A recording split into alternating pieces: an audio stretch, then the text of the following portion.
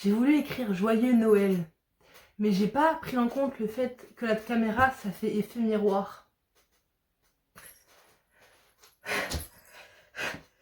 Bon, bah vous ferez avec, hein, c'est bon.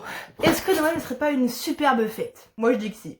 J'espère que vous avez été sages, mes Osaki, parce que sinon, bah, pas de cadeau, hein. Vous avez vu, du coup, j'ai essayé de faire une DA Noël, voilà, avec les peluches derrière, le joyeux Noël écrit à l'envers, et le look. Et bien évidemment, pour l'occasion, j'ai prévu une vidéo spéciale Noël, qui reste quand même dans mes thèmes.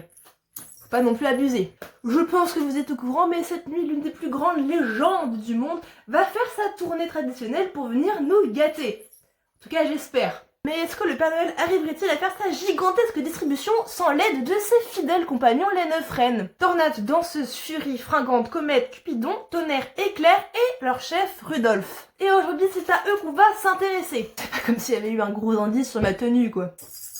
Comme vous devez vous en douter au vu des noms, l'équipe de vol du Père Noël est mixte. Et oui, pas de sexisme au pôle Nord. Mais attendez, parce que je pense que vous vous êtes fait avoir, parce que les noms ne sont pas bien accordés. Les mâles du groupe sont Tornade, Furie, Comète, Tonnerre et Rudolph. Et le femelle, du coup, c'est Danseuse, Fringante, Cupidon et Éclair. Ouais, mais je vous avais dit, les noms sont mal accordés. Mais ça, je pense que c'est dû à la traduction, parce que je vous assure que les noms en anglais sont beaucoup plus stylés. Les noms des mâles en anglais dans le même ordre, ça donne Dasher, Prancer, Comet, Donner, Rudolph. Et du coup, pour les femelles, ça donne Dancer, Vixen, Cupid, Blitzen. J'avais la flemme de faire l'accent anglais. C'est du coup beaucoup plus classe et harmonieux, je trouve, en anglais. Bon bref. Et chaque reine au sein de l'attelage a une particularité et un rôle qui leur sont propres. Tornade est le plus rapide, c'est celui qui va donner la cadence aux autres. Ensuite, c'est la plus gracieuse, mais également la plus agile. Elle peut sans problème se faufiler entre les arbres, les toits, les cheminées, et elle va donc créer des aspirations afin d'aider les autres dans la distribution. C'est quand même très con de se prendre une cheminée, quoi. Fury, c'est celui qui est le plus puissant, il est fougueux, il est énergique, et c'est lui qui motive les troupes quand celles-ci sont fatiguées. Ce qui se comprend, parce qu'au bout d'un moment, voler aux quatre coins du monde dans la nuit et le froid, je peux comprendre que tu sois démotivé à un moment. Fragante, c'est la plus belle. Voilà. Je sais pas à quoi ça sert d'être la plus coquette, mais ah, quoique. Pour détendre les mâles après, ça peut être celui qui est le plus calme et le plus attentionné du groupe. Il veille sur les autres reines du groupe et apporte son aide si besoin. Mais il a également le pouvoir d'apporter le bonheur aux enfants. C'est celui qui a la meilleure complicité avec eux. Et c'est d'ailleurs pour ça que dans les films de Noël, c'est toujours Comète qui est avec les enfants. Cupidon, c'est celle qui est la plus affectueuse du groupe, d'accord? Elle apporte joie, amour, réconfort et c'est toujours elle qui remonte le moral des autres pendant la tournée. Tonnerre, c'est le plus fort du groupe. Il peut braver n'importe quelle tempête sans effort, d'accord? Éclair, elle a le pouvoir de créer de la lumière, ce qui permet aux autres, mais également au Père Noël, de voir quelque chose dans les nuits noires de décembre. Ce qui est pratique, du coup. Et enfin, on finit avec le fameux, l'extraordinaire, l'incontournable Rudolph, le renne au nez rouge. C'est le plus petit, mais c'est surtout le chef de la troupe. C'est lui qui dirige et qui guide ses compagnons grâce à son nez qui lui permet de voir dans l'obscurité et à travers le blizzard. Et du coup, voici l'organisation de l'attelage du Père Noël.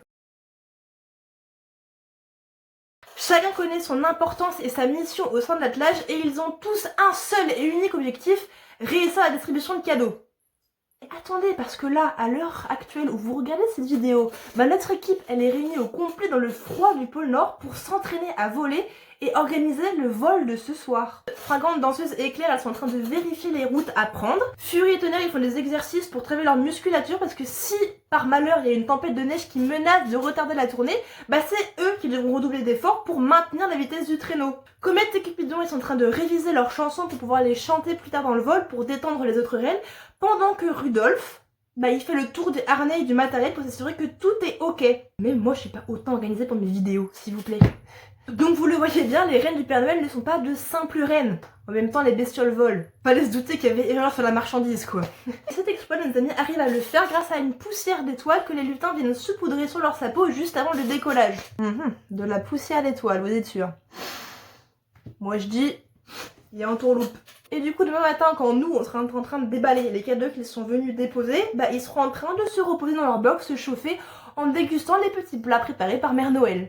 Et nos amis, en plus de faire rêver et de rendre heureux des milliers d'enfants grâce à leur effort, ils représentent aussi des valeurs et des symboles très importants. L'amitié et la collaboration. Si les reines arrivent si brillamment à accomplir leur mission en une seule nuit, c'est parce qu'ils savent s'écouter, se comprendre et collaborer. Ils tirent leur efficacité de leur amitié, de leur complicité.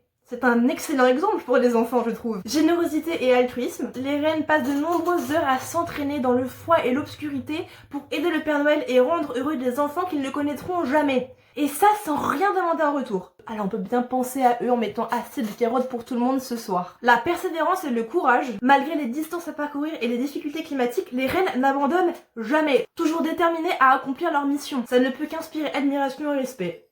Et enfin, l'acceptation des différences grâce à Rudolf. Rudolf a prouvé au monde entier qu'une différence est en réalité une force. Il illustre parfaitement le fait que chaque particularité qui peut sembler bizarre au premier abord peut en réalité devenir un atout précieux.